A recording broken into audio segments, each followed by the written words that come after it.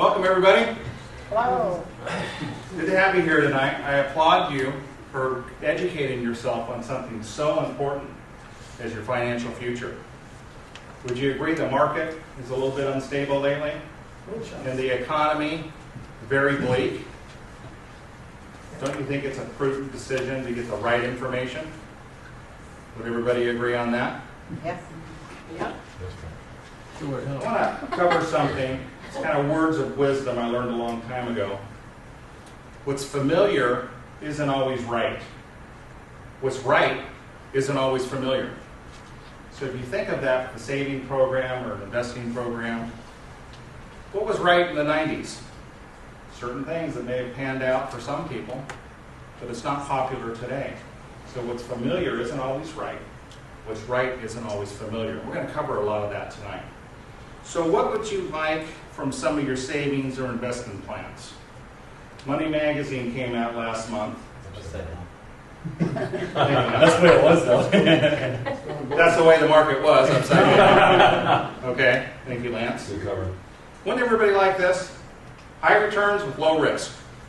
Now, there's pros and cons with each one, but I think you'd all agree high returns with low risk is a good idea.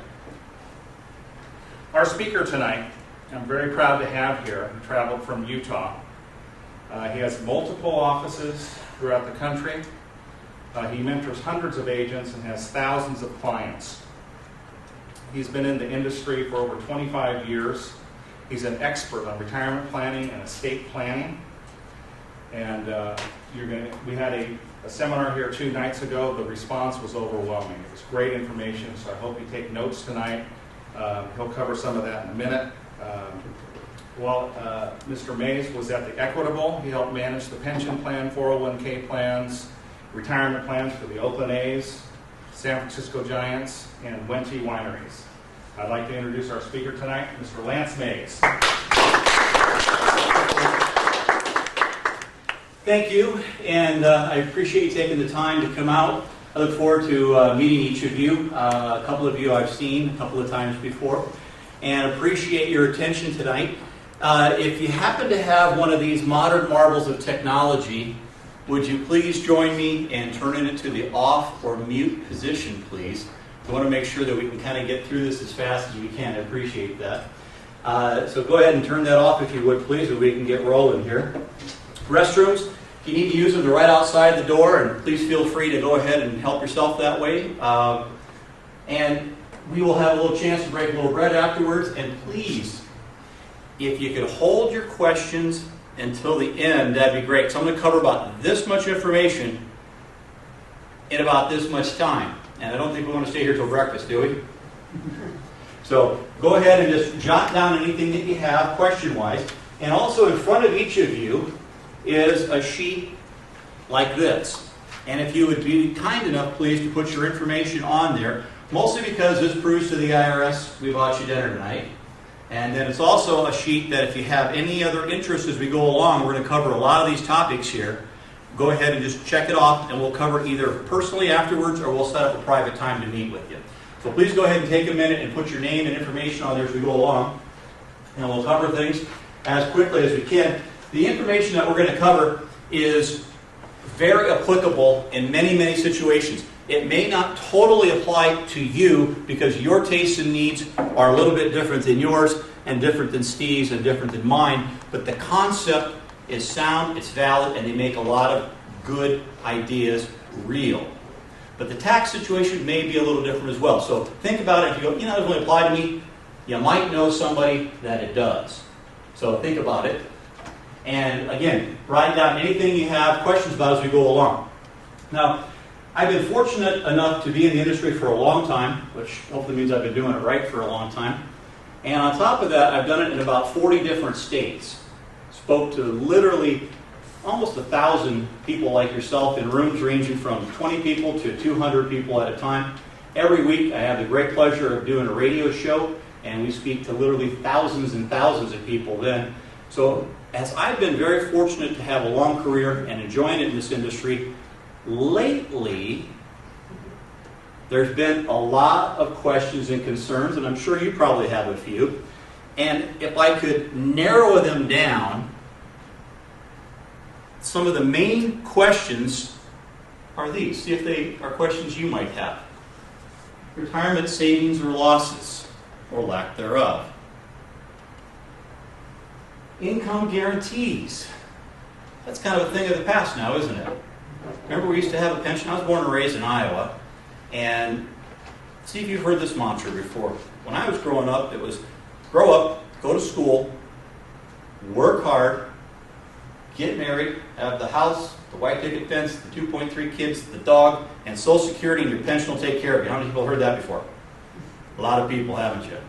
But it's not a reality nowadays, is it? Because Social Security is, and pension plans are pretty much a thing of the past, aren't they? Unless you work for a government agency, they're pretty much gone. Delta Airlines, the big three, I mean, just pension after pension after pension either has been cut, eliminated, or greatly reduced. And if you have a pension, you know what I'm talking about because they change as the wind blows, doesn't it? Number 3, current and increasing taxes. How many people think taxes are going to go down? I don't really see a whoosh of hands when I ask that one. We'll talk about that a little bit as well. And uncertainty about the future, financially and economically. Would one or more of these maybe apply to you and why you were kind enough to come visit us tonight? Or maybe friends you might know? So we'll try to address these as we go along. And again, any questions that come up, just jot them down. We're happy to go over it as we go along here. But how many people would agree with this? The world, it's been a changing, hasn't it? Completely upside down. Exactly right. And weren't these the bastions of safety and the models that we look to for stability out there? Am I right? That's exactly right. Heck yeah. But what's happened to them? Washington Mutual, AIG, Fannie, Freddie, Chrysler, Lehman Brothers, either in or did go through bankruptcy, didn't they? Well, just a number of years ago, these are the ones we looked to. And because of this, we've had this. Who is the safety net? All of us, isn't it? In your pocketbook, exactly right. Now, let's talk about that a second. Fannie Mae, one of the slides we saw, and as we see right here, the biggest one out there, Fannie Mae asked for an additional $8.4 billion in addition to the $145 billion they've already got. You think there might be some restructuring needing to be done there? Or do you think that might affect us in the long run as we go forward? How about this out of the headlines? Greece and debt, a lesson for the U.S. What's happened in Greece and Europe? You know, the fact is that, like the slide said before, the world's changed. And we're a global economy now. Remember a few years ago, if something happened in Greece or China, it didn't affect us, did it? But about 18 months ago, China had a hiccup and caused one of the largest stock drops in U.S. history. So what happens overseas now affects us here. And these are things that we have to be proactive in something as important as our nest egg. Wouldn't you agree? Now, how many people out there have financial advisors right now? Most people usually raise their hand to that. Have they talked to you about the concerns worldwide to address your financial future and how it may affect you? A few of them have. Anybody that's worked with us definitely has had that talk. So, with that in mind, we have Greece, we have all the other European nations in trouble. Is it really something here? Well, in the beautiful state of California, this was on the newswire. California debt crisis. Muni bonds at risk of default. Ladies and gentlemen, California just made the top 10 list of the worst investments in the world. Who did? California. the state of California and its bonds. So this is private. How does that make you feel? It all adds up. That's right.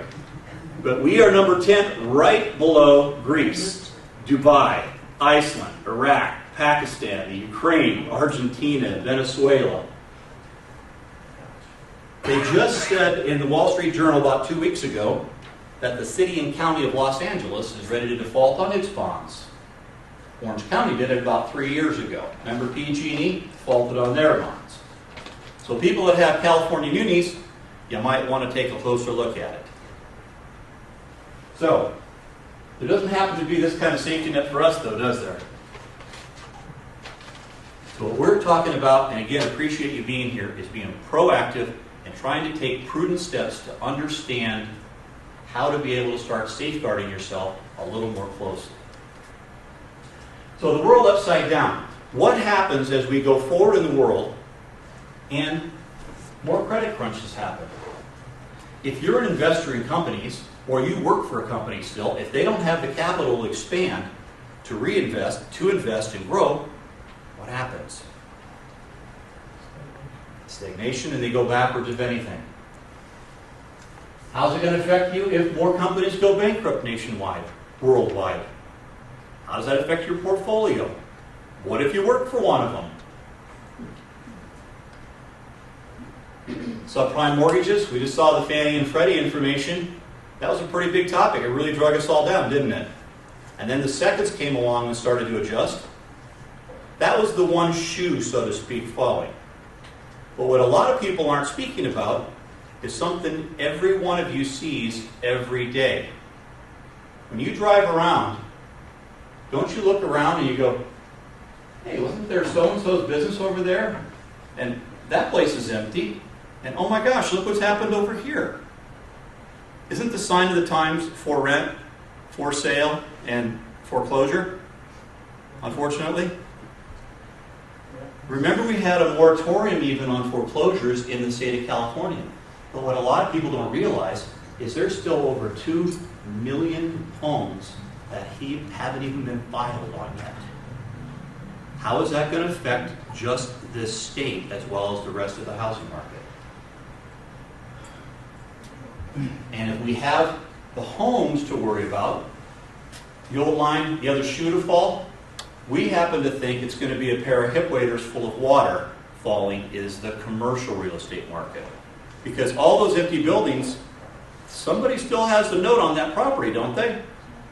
And there's a lot of properties out there. And if the homes affected you or the economy, how is that going to affect you? Think about it. Low interest rates, unemployment, oil change rates, wars overseas, all of these things. And here's one that a lot of people don't really think about. Natural disasters. We just had an earthquake in Southern California today. 4.0. We have our own wildfires. We have our own earthquakes. The South has hurricanes and has the Gulf oil spill. And then we've got wildfires and more earthquakes and hurricanes and Katrinas and all these different things. Who pays for that? Does the Natural Disaster Ferry come and just give us a check? Doesn't, does it? Comes from who? All of us. Not to mention the fact that on a Sunday night, the Fed came and opened up its checkbook to the European Union, so it wouldn't be reported on TV. They're bailing them out to the billions of dollars. What about us? Think about that. Now let me ask you a question. Does any one of these things up here affect you?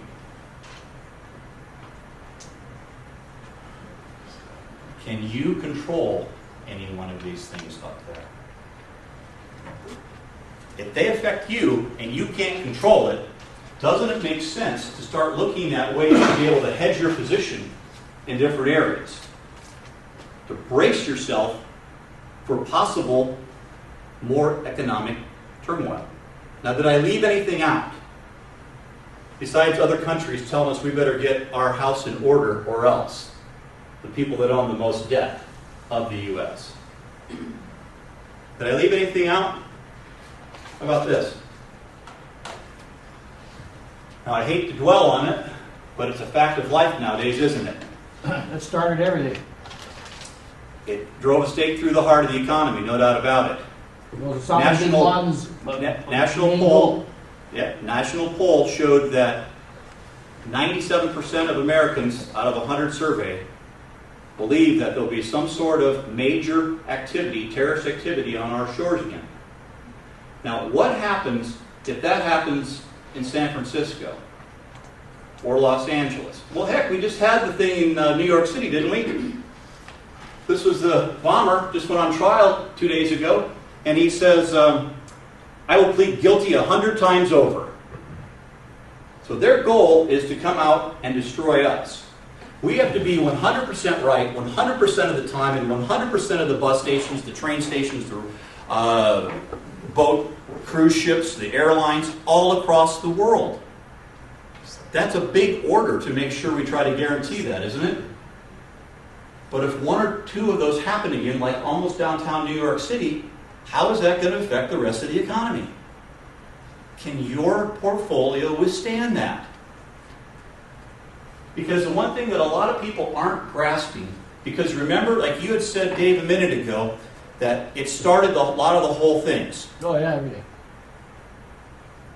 What about the fact that before that time, you could have a blind, retarded monkey pick out a stock or a portfolio or something, and eventually it would do okay, wouldn't it?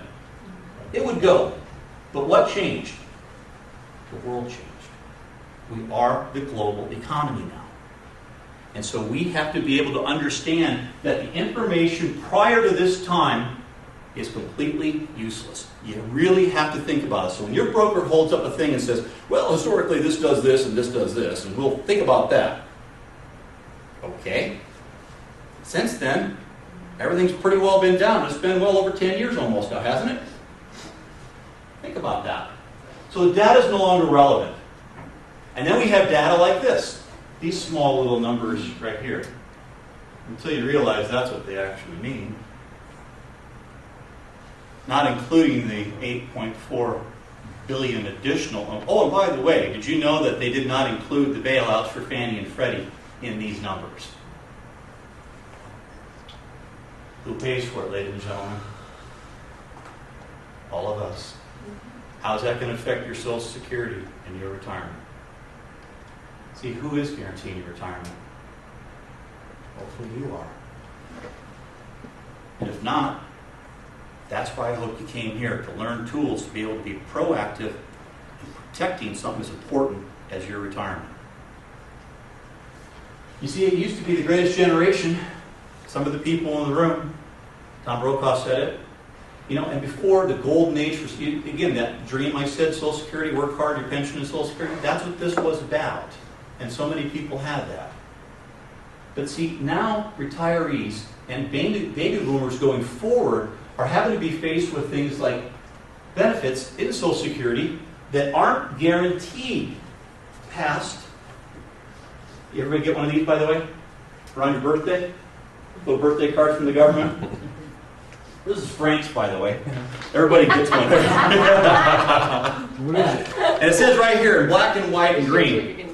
In 2016, we begin paying more in benefits than we collect in taxes. Without changes, by 2037, the Social Security Trust Fund will be exhausted, and we will pay less than 76 cents on each dollar to you. When the government tells you something's going to happen to you, and you're not a big company, you might want to start listening, huh? How about the other things that we're being faced with in retirement? Having to be managing our own accounts and be responsible for them. Because 401ks and IRAs for a lot of people is languages they don't understand. And a lot of double talk and legalese and long spread out different terminologies out there.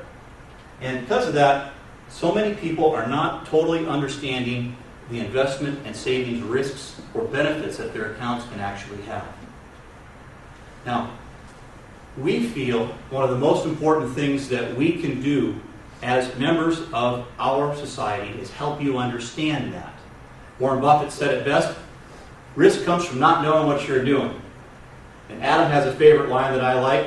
Warren Buffett also said, you see who's swimming naked when the tide goes out. And a lot of companies are right now, aren't they?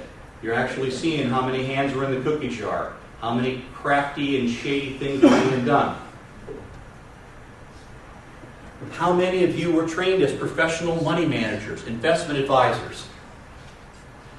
But yet you're being asked to manage and make life-changing decisions on your portfolios. So again, I applaud you for taking time to come down and meet us tonight and talk with us. And like I said, we follow this philosophy. Will Rogers, the great statesman, once said, I'm more concerned about the return of my money than the return on my money. How many people would agree with that? How many people do you know that has lost money that would take a 0% rate of return right now just to have their money back? Every single one of them, right?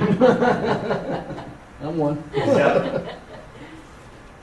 I like it like this. Yeah, that's it. Go ahead and have a good cry. And then we'll decide where to put the rest of your money. That's the way it's been lately, isn't it?